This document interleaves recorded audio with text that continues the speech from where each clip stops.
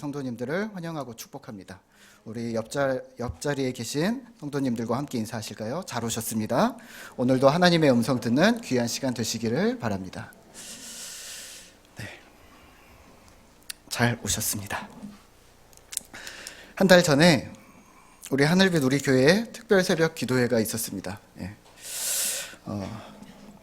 저는 100% 출석을 했습니다. 여러분들은 어떠셨습니까? 에이, 목사니까 다 출석했지. 예, 원래 새벽에 잘 일어나는 체질은 아닌데 열심히 일어났습니다. 그래서 100%딱 출석하고 동판 딱 받고. 동판 받으셨습니까? 네.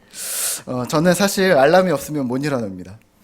무조건 꼭 알람을 맞추고 잡니다. 네. 중요한 일일수록 알람을 많이 맞춥니다. 네. 우선은 기본 2개를 맞춥니다. 네. 요즘에는 알람이 잘 나와서 1개만 맞춰도 이게 3번은 올려줍니다. 꺼도 울리고 꺼도 울리고 꺼도 울리고 이렇게 3번 울리거든요. 그래서 5분에 한 번씩 3번 올려준대요. 그러면 2분 간격으로 2개를 맞춥니다. 네. 그러면은 몇 번 울릴까요? 네. 2개를 3번씩 울리니까 6번이 울리겠죠? 네. 지난번 특세 같은 경우에는 아주 중요했기 때문에 3개를 맞춥니다. 그러면 몇 번 울리죠? 9개가 울립니다. 왜냐면 3시 50분에 일어나야 되거든요. 그래서 9개가 울립니다. 예. 근데 마지막 거는 꼭 소리로 맞춥니다. 왜 그럴까요? 다 진동으로 맞추는데 마지막 거 3개는 무조건 소리로 맞춘다. 왜냐면 제가 못 일어날 수 있잖아요? 그러면 방해자는 저희 가족들이 다 깨도록, 그래서 누군가가 저를 깨울 수밖에 없도록 안전장치를 만들어 놓는 겁니다. 예. 어찌됐건 알람은 제가 새벽에 일어나기 어려운 저 같은 사람이 새벽 기도에 빠지지 않도록 만들어주는 제가 스스로 만든 안전장치입니다. 또 하나 이야기를 드리면 저희 집에는 효자손이 있습니다. 효자손이 뭔지 아시죠? 어디다 쓰는 거죠? 예, 등을 이렇게 긁는 거죠. 예. 저희 집에서 의미가 다릅니다. 아이들이 심하게 장난을 치거나 싸우고 소리 지르고 와 뭐 이러면 목소리를 깔고 얘기합니다. 건아, 효자손 가져와. 깜짝 놀랄 겁니다. 네. 그럼 갑자기 조용해집니다. 네. 효자손을 가져오면 손바닥이라는 엄벌에 처해질 수도 있기 때문에 아이들이 긴장을 합니다. 그래서 조용해집니다. 효자손은 아이들한테는 아빠가 화났다는 상징이 되기도 하지만 또 아빠 입장에서는 효자손은 아이들이 과한 행동으로 넘어가지 못하게 만드는 안전장치입니다. 아이들과 상관없이 아빠가 주도적으로 만든 안전장치입니다. 오늘 본문에 등장하는 이스라엘 백성들은 자신의 삶에 수많은 안전장치들을 만들었던 사람들입니다.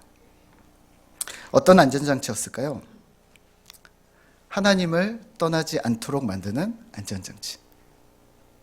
그리고 그 안전장치는 알람처럼 이스라엘 백성들이 스스로 만들어낸 것도 있고, 혹은 효자손처럼 자신들의 의도와는 상관없이 하나님으로부터 주어진 것들도 있습니다.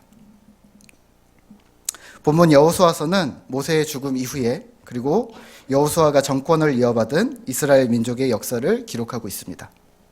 지도자가 바뀐 상태고, 또 그 지도자가 이제 어떻게 이스라엘 민족을 이끌어갈 것인가, 그것을 주목하고 있는 상황입니다. 그러니까 생각을 해보면 400년간의 애굽의 종살이, 그리고 40년간의 광야 생활, 그리고 이제 약속의 땅으로 들어가는, 가나안 땅으로 들어가는 스토리가 여호수아서 이 부분인데 1장부터 수많은 격려의 메시지가 쏟아집니다. 1장 3절에서는 이렇습니다. 성경을 읽으면 한번 보시고요. 내가 모세에게 말한 바와 같이 너희 발바닥으로 밟는 곳은 모두 내가 너희에게 주었노니. 다 주겠다고 합니다. 4절입니다. 다 너희 영토가 되리니. 5절입니다. 내가 모세처럼 너와 함께 있겠다. 6절입니다. 강하고 담대하라. 7절입니다. 극히 강하고 담대하여 율법을 다 지켜 행하고 흔들리지 말라. 아멘. 격려의 메시지가 가득합니다. 여호수아 1장이 우리 믿음의 선배들, 우리 부모님들이 좋아했던, 인기 있었던 이유가 여기 있습니다. 하나님이 함께 하시겠다. 여호수아와 이스라엘 민족에게 주셨던 그 약속이 나에게 주시는 약속으로, 말씀으로 받으셨던 것이죠. 잘 하고 계셨던 겁니다. 질문 하나 할까요? 여호수아를 시작하면서 여호수아는 아직 아무것도 시작하지 않았습니다. 그런데 하나님은 왜 1장부터 이런 약속들을 남발하셨던 걸까요? 여호수아가 잘나서? 혹은 어떤 자격이 있어서? 아니면 하나님께서 내가 이 백성을 택했다. 이 말을 이미 뱉었기 때문에 돌릴 수가 없어서 그래도 얘네들 내가 어떻게 해야 되지 않겠나 이런 책임감 때문에 어쩔 수 없이 그들을 한없이 지지하시는 걸까요? 아마 이 부분은 아닐 것 같습니다. 왜냐하면 엄청나게 계속 혼나는 내용이 성경 곳곳에 나오기 때문입니다. 여호수아서를 읽으시면서 이렇게 잘못 적용하시면 안 됩니다. 하나님 백성은 하나님이 축복하셔. 맞는 말인데 하나님 백성은 축복하시는 반면 하나님 백성이 아닌 사람들은 다 망해. 심지어는 그 사람들 것을 빼앗아서라도 너를 줄 거야. 여호수아서를 봐. 이렇게 흑백 논리로 접근하시면 안 됩니다. 그래서 우리가 성경이 이해가 안 되는 겁니다. 여호수아서는 이스라엘의 가나안 정복이 스토리이지만 그 이면의 주제는 하나님의 은혜입니다. 하나님이 허락하시지 않으면 참새 한 마리도 떨어지지 않는다고 하셨거든요. 그런데 가나안 족속은 쉽게 내버리고 내 백성이 아니야. 그러니까 쉽게 딱 7 족속은 쉽게 버리고 이스라엘 백성들은 그래 내 새끼 그래서 축혀 세우고 그런 하나님이시라고 생각하고 계십니까? 아니요. 이스라엘이 가나안 땅에 들어갈 수 있었던 것은 오직 은혜였다고 생각하셔야 합니다. 여호수아서는 2가지 구도로 이해를 하셔야 합니다. 첫 번째는 하나님의 신실하심입니다. 하나님의 말씀을 듣고 지키고 행하는 좌로나 우로나 치우치지 않는 신실한 신자들에게 하나님은 신실하게 약속을 지키신다. 이것을 기억하셔야 합니다. 만약 이 조건이 선행되었다면 광야에서 40년을 헤매지 않았겠죠. 하나님 말씀 안 들어도 내 자식인데 어쩌겠니. 가나안 땅 줄게. 그냥 앞으로 잘해. 알았지? 잘 살고 있는 가나안 사람들 땅을 뺏어서 너네들 쫓아내고 죽이고 이러면서 말도 안 듣는 악한 나쁜 이스라엘에게 너는 내 편이니까 내가 너희 집 줄게. 절대로 그러시지 않는다는 말입니다. 하나님의 법도를 지켜 행하며 신실하게 행하는 반응하는 신실한 자들에게 하나님은 신실한 약속을 지켜주신다는 분이라는 사실을 기억하셔야 합니다. 또 하나는 하나님의 공의, 심판입니다. 이스라엘 백성들은 하나님의 도구가 되어 본인들이 원하지 않았지만 가나안에 가득한 죄를 몰아내는데 쓰임받았습니다. 사실 여호수아서 마지막에 도달할수록 이스라엘은 믿음이 좋아지는 것처럼 보입니다. 다른 성경책은 뒤로 가면 뒤로 갈수록 뭔가 문제가 막 생기는데 여호수아는 뒤로 가면 뒤로 갈수록 믿음이 엄청 좋아집니다. 왜 그럴까요? 가나안 땅을 받아서 이 정도는 감사해야지 이런 겁니까? 아니면 보상을 받아서? 아니면 전쟁을 이기게 하셨으니까? 네, 그럴 수도 있습니다. 하지만 광야와 수많은 전쟁을 치르면서 이스라엘 백성들이 무엇을 생각했을까요? 약속을 지키시는 하나님 하나, 두 번째는 심판하시는 하나님. 하나님의 백성이 된다는 것은 약속의 하나님을 만나는 것이라는 것을 발견했을 것입니다. 반대로 하나님을 떠나 죄 가운데 거하는 자들에게 심판이 임한다는 것, 어떻게 심판이 임하나? 가나안 족속처럼 이렇게 처절하게 심판을 당하는구나. 가나안 족속과의 전쟁을 통해서 이 2가지를 기억하셨을 겁니다. 우리가 어떻게 이걸 이겼지? 이 사람들은 왜 이렇게 처참하게 져야 할 이유가 뭐지? 죄 때문이구나. 우리는 하나님 은혜구나. 이 2가지를 동시에 경험하고 있었던 겁니다. 가나안 족속과의 전쟁을 통해서 또 아간 사건을 통해서 배웠을 것이 분명합니다. 하나님의 백성이라고 해서 선민이라고 해서 예외는 없구나. 이걸 경험한 이스라엘은 하나님의 백성이 하나님 백성으로 어떻게 살아가야 하는가, 합당히 살아가는 것에 대해서, 신자의 삶에 대해서 집중합니다. 오늘 여호수아서는 이게 결론입니다. 하나님이 땅을 주셨다. 우리는 은혜를 입었다가 끝이 아니라 삶으로 살아라. 그래서 여호수아 24장에서는 여호수아가 이렇게 도전합니다. 나와 내 집은 여호와를 섬길 테니 너희는 이제 마음대로 해라. 다른 이방신을 섬겨도 되고 여기서 안 살아도 되고 아니면 여기 살면서 네 하고 싶은 거 해도 되고. 그랬더니 이스라엘 족속들이 이렇게 얘기합니다. 아니요, 우리가 어디로 가겠습니까? 우리는 평생 하나님 백성으로 살겠습니다. 엄청난 믿음의 발전 아닙니까? 그러면 한번 생각해 볼까요? 오늘 하나님께서 나와 우리 자녀들에게 네 마음대로 해.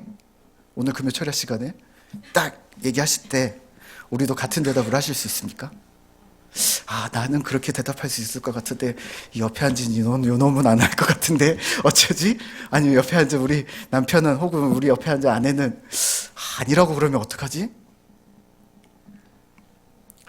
어떻게 우리 스스로 우리 가족과 우리 공동체가 하나님 백성으로 사는 것에서 떠나지 않게 할 수 있을까요? 그러면 반대로 오늘 성경에 나오는 이스라엘 백성은 어떻게 이게 가능했을까요? 가나안 땅에 들어가면서부터 아간 사건 이후로는 사실은 별로 실수를 하지는 않습니다. 애굽을 나와 가나안으로 향하는 동안, 가나안을 정복하는 동안 어떻게 하나님을 떠나지 않을 수 있었을까요? 어떤 안전장치가 있었던 것은 아닐까요? 우리랑 뭔가 다르지 않았을까요? 네, 그렇습니다. 이스라엘에는 수많은 안전장치가 있었습니다. 그리고 오늘 본문은 그것을 표징이라고 부르고 있습니다. 오늘 본문의 12개의 돌은 수많은 안전장치 중에 하나입니다. 여호수아 3장에서는 이스라엘 민족이 요단강을 건넙니다. 언약궤가 맨 앞에 건넙니다. 그리고 물이 쫙 갈라집니다. 갈라진 정도가 아니라 마른 땅을 건넜다라고 얘기합니다. 3장 17절입니다. 제가 읽겠습니다. 여호와의 언약궤를 맨 제사장들은 요단 가운데 마른 땅에 굳게 섰고 그 모든 백성이 요단을 건너기를 마칠 때까지 모든 이스라엘은 그 마른 땅으로 건너갔더라. 아멘. 마른 땅을 건너갔다. 분명 하나님의 이적입니다. 하나님의 기적입니다. 그리고 8절에서는 특별한 일을 명령하십니다. 오늘 8절에서는 이스라엘 자손들이 여호수아가 명령한 대로 행하되 여호와께서 여호수아에게 이르신 대로 이스라엘 자손들의 지파의 수를 따라 요단 가운데서 돌 12를 택하여 자기들이 유숙할 곳으로 가져다가 거기에 두었더라. 아멘. 각 지파의 한 사람씩을 선택하고 그 12사람이 각자 돌 하나씩을 메고 숙소로 가져오라고 명령합니다. 어깨에 메라고 합니다. 그러니까 좀 요만하지 않았을 것 같아요. 어깨에 메려면 그래도 무거웠고 생각보다는 좀 컸을 것 같습니다.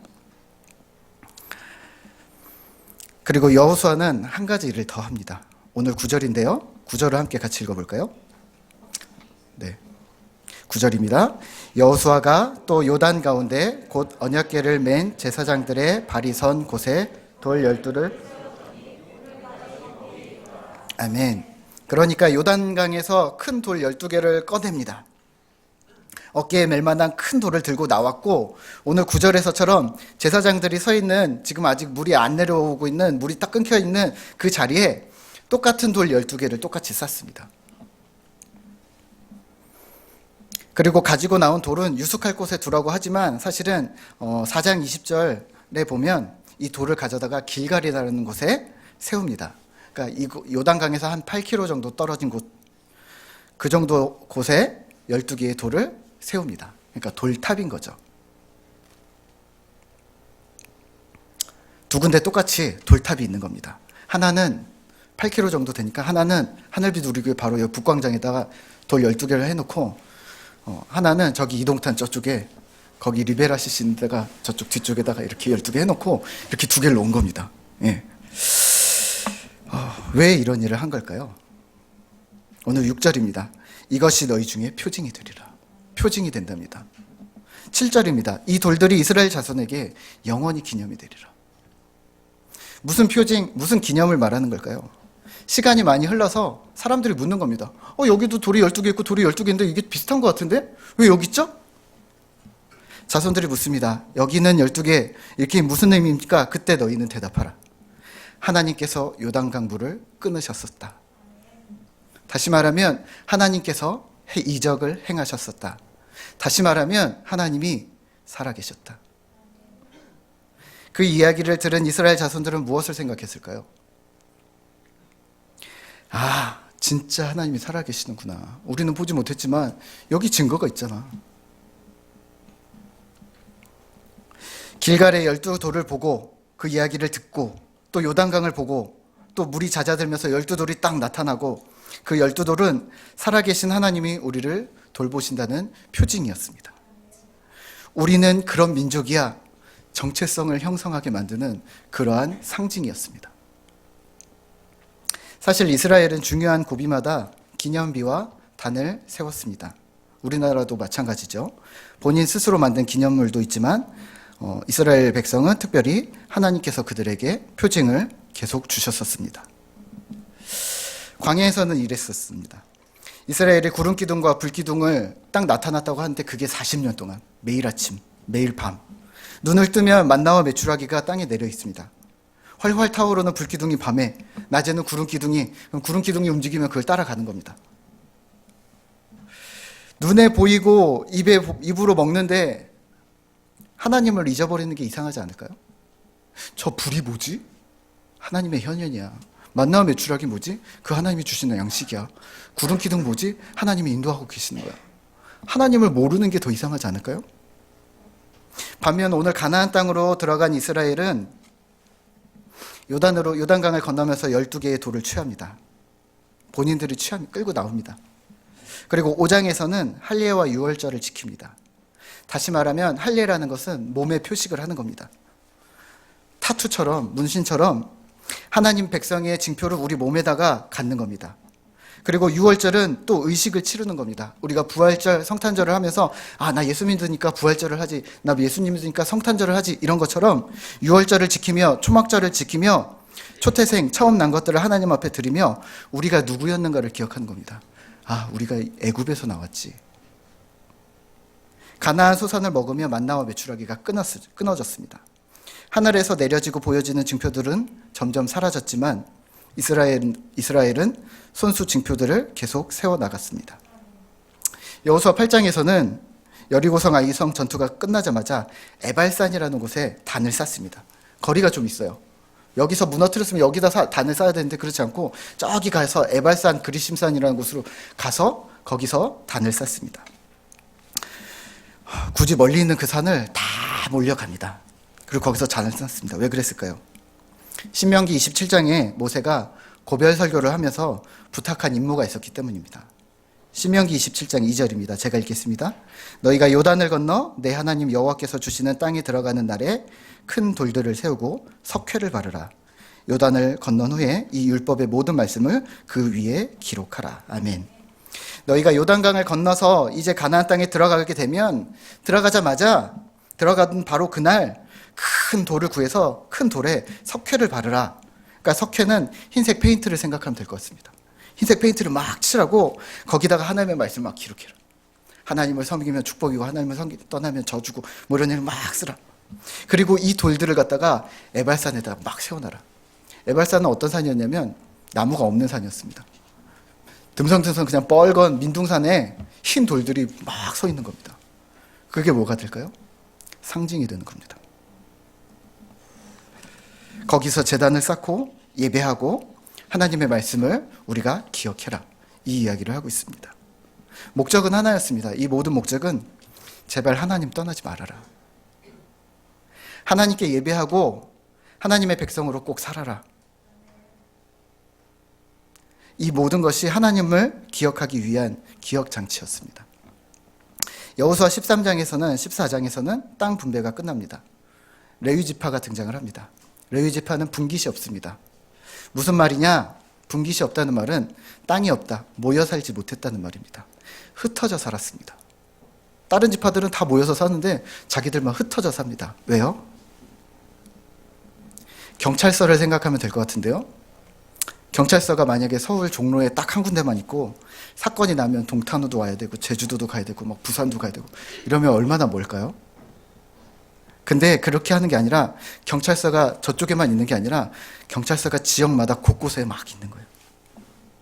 마찬가지로 레위 지파가 각 지파마다 그렇게 흩어져 사는 겁니다. 경찰서를 보면 위급할 때 저리로 가면 되겠구나. 혹 내가 범죄자면 저거 조심해야 되는구나. 잡혀가겠구나.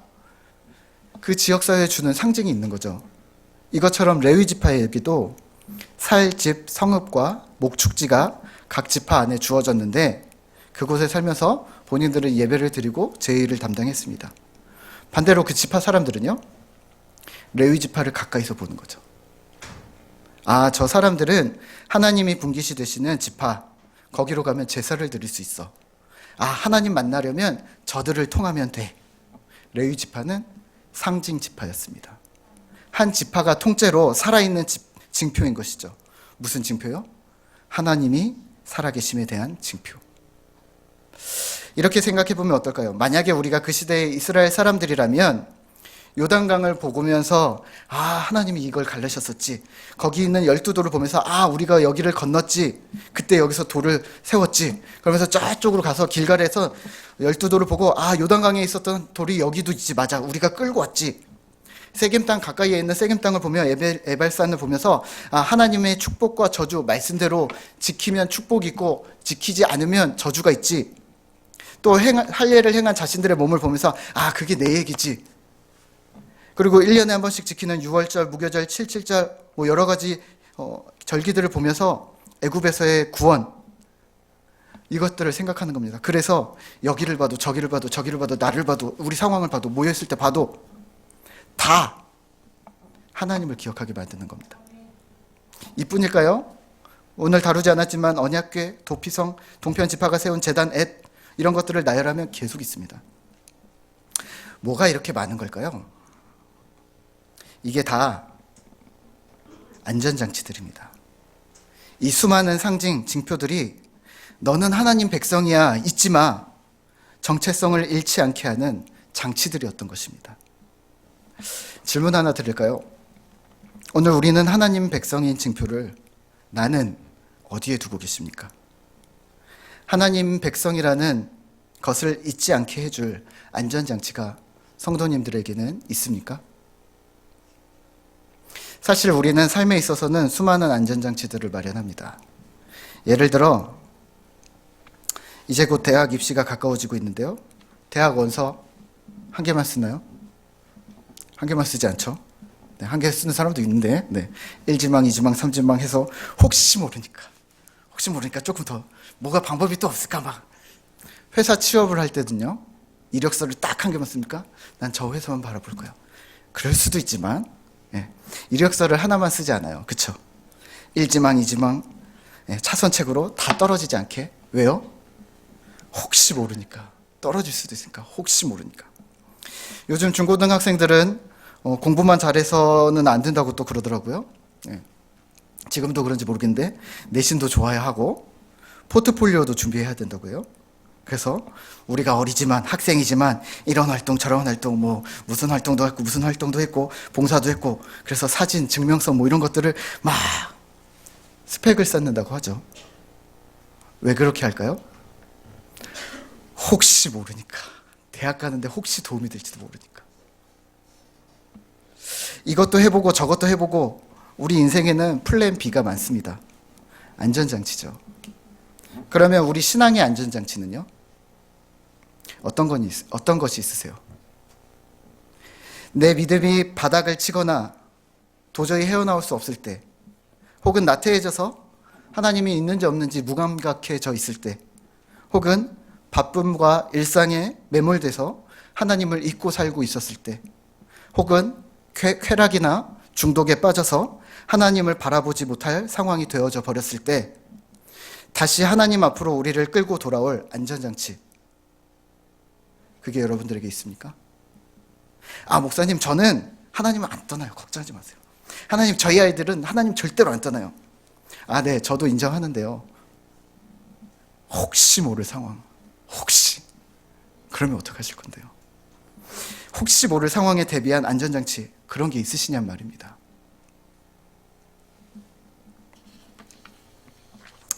아빠가 효자손만 들어도 경각심을 갖는 아이들처럼, 또 새벽에 울리는 알람을 두 번째, 세 번째 알람에 화들짝 일어나는 잠이 많은 목사처럼, 이스라엘에게 주어졌던 수많은 징표들처럼 오늘 나와 우리 가정에게는 어떤 믿음의 안전장치가 있느냐는 말입니다.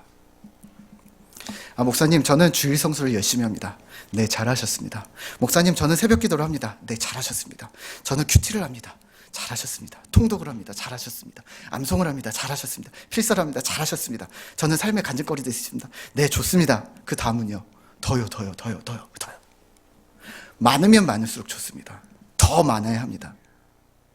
왜냐하면 실제 우리 삶에는요, 이스라엘 백성들처럼 눈만 들어도 보이는 안전장치가 턱없이 부족하기 때문입니다.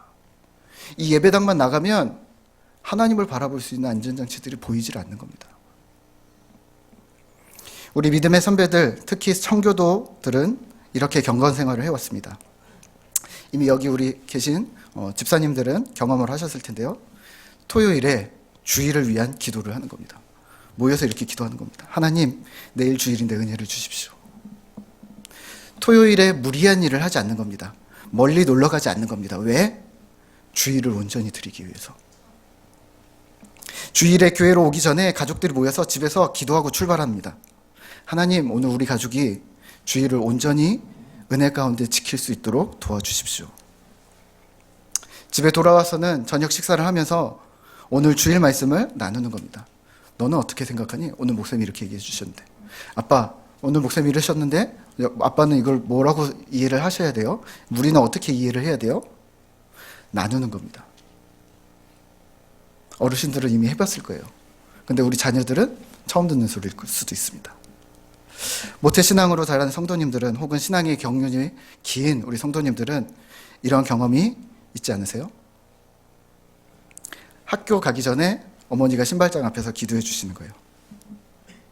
시험 보는 날, 다른 때는 안 해도 시험 보는 날 엄마가 손 잡고 머리에 손 얹고 어깨 잡고 기도해 주는 거예요. 오늘 시험 잘 보게 주님 도와주세요. 공부한 것들이 잘 기억날 수 있게 도와주세요. 엄마가, 아빠가 기도해주고 출발. 중요한 때마다 또 명절에 가족들이 모여서 예배를 드립니다. 생일에, 기일에, 또 주기적으로 가정 예배를 드립니다. 목사님, 그거 다 형식 아닙니까? 네. 형식이 중요한 게 아니라 마음이 중요한 거 아닙니까? 네, 맞습니다. 그게 본질 아닙니다. 그게 목적이 되어서도 안 됩니다. 하지만 오늘 이 시간 우리가 말씀드리는 것은 안전장치에 대해서 말하고 있습니다. 본질이 아니라 안전장치를 말하는 겁니다. 형식을 잃어버리고 마음도 잃어버릴, 그래서 본질도 잃어버리게 될 그 위기 상황, 혹시 모를 그 상황에 우리는 어떤 안전장치가 있느냐는 겁니다. 그 상황을 맞닥뜨렸을 때 우리 자녀들은 무엇으로 믿음을 지켜낼 수 있겠느냐는 말입니다. 부모님이 머리에 손 얹고 기도해 주시던 것, 시험 보는 날 아침에 신발장에서 기도해 주시던 것, 가족들이 모여서 예배를 드렸던 그 시간이 당시에는 괴롭고 불편했을지 몰라도 그것들이 안전장치가 될 것입니다. 물론 본질은 아닙니다. 이걸 경험하신 분들은 알 겁니다. 이걸 우리가 잊을 수 있을까요? 그걸 어릴 때 경험했던 우리가 그 사건들을 잊을 수 있을까요? 제가 잊을까요? 우리 자녀들에게 해준 그것을 우리 자녀들이 잊을까요? 보고 경험한 것이 있다면 그냥 따라 하시면 됩니다. 아직 그게 우리에게 없다면 만드시면 됩니다. 안전장치를 말입니다. 저희 아이들이 어린데요, 지금보다 더 어릴 때 교회만 가면 이상한 거예요. 왜냐면 교회 엄마 아빠만 따라가면 엄마 아빠가 자꾸 우는 거예요. 교회를 가면. 특히 아빠는 앞에까지 나와가지고 앞에서 막 우는 거예요. 예. 그러면 아이들이 이제 막 자기들이 뭘 잘못했나 해서 막 엄마 왜 울어, 울지 마, 막 기도 시간인 거죠. 엄마 왜 울어, 우리가 잘못한 게 뭐. 아빠는 왜 앞에 나가가지고 막 저렇게 소리 지르면서 우는 거야, 막. 제가 얘기해 줬어요. 슬퍼서 우는 거 아니야. 크게 기도하는 거야. 집에서는 크게 할 수 없잖아. 그래서 교회에서 마음껏 크게 기도하는 것 뿐이야. 눈물이 날 때도 있고 안 날 때도 있는데 우는 건 아니야. 요즘에 저희 애들이 아빠 통성 기도하는 걸 따라합니다. 하나님 와. 이따가 통성 기도하는 시간 들어보세요. 괜히 또 웃지 마시고. 웅웅웅웅웅웅 모두가 말하는 소리가 자기들한테는 와와와와로 들리는 거예요. 거기서 들리는 단어는 하나님, 예수님, 주여 뭐 이런 거밖에 안 들렸던 거예요. 하나님 와와와, 하나님 와와와. 물어보는 거죠. 아빠 오늘도 하나님 와와와 할 거야? 그래, 아빠 설교 끝나고 또 와와와 할 거야. 부모가 믿음을 그 무엇보다 소중히 여길 때 그게 그 가정의 정체성이 됩니다. 17세기 영국의 유명한 청교도 목사님이었던 토마스 브룩스 목사님은 영국 교회에서 경건의 능력이 쇠퇴한 원인은 주의를 엄숙히 지키지 않았기 때문이라고 말합니다. 주의를 엄숙히 지킴, 다시 말하면 주의를 소중히 여기는 그 행동을 잃어버림으로써 우리와 우리 자녀들이 세상을 무절제하게 사랑하도록 허용했다는 것입니다. 주의를 소중히 여기는 행동을 잃어버림으로써 우리와 우리 자녀들이 세상을 무절제하게 사랑하도록 허락했다는 것입니다. 우리가 이랬던 거죠. 형식을 버리면서 안전장치를 함께 버린 겁니다. 형식은 버려도 되는데 안전장치는 버리지 마셔야죠. 같이 버린 겁니다. 그리고 안전장치를 함께 버렸더니 위기 상황, 중요한 상황에 우리가 하나님 백성이라는 사실, 그 정체성을 잃어버리는 위기에 처했다는 것입니다. 어떤 집사님이 이러셨어요. 예전에 있었던 교회에서 정말 안타까운 일인데요. 고등학생이 되는 아들한테 아빠가 이제 딱 얘기를 한 거예요. 멋있게. 너 이제 고등학생도 되고 머리도 크고 그랬으니까 이제 종교의 자유를 주마. 네 마음대로 해. 이 친구는 어떻게 됐을까요? 바로 그 주로부터 교회를 떠났습니다. 종교의 자유를 주는 것이 쿨해 보였는지 모르고 또 그 아버지가 어떤 어린 시절을 겪었는지 모르겠지만 본인은 그게 맞다고 생각해서 그렇게 얘기했는데 결국 떠난 아들을 보며 후회했습니다. 부부 모두가. 아빠의 실수로 부부가 후회하게 되셨습니다. 뭐가 문제일까요?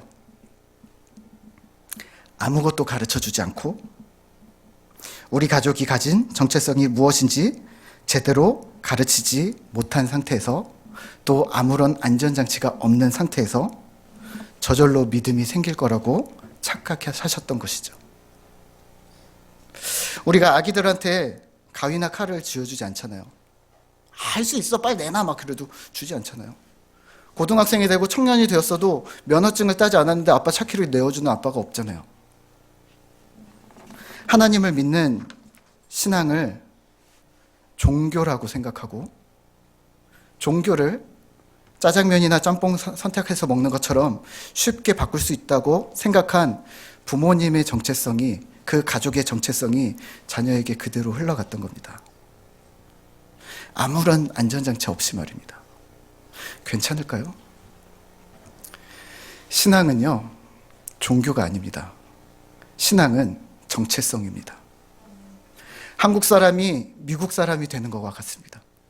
그렇게 할 수 있을까요? 아, 나 대한민국 싫어. 미국 사람으로 바꿔야겠어. 딱! 그게 가능합니까? 저희 아이들이 아, 나 문씨 집안 싫어. 나 김씨나 이씨 할 거야. 문씨 뭔가 창피해.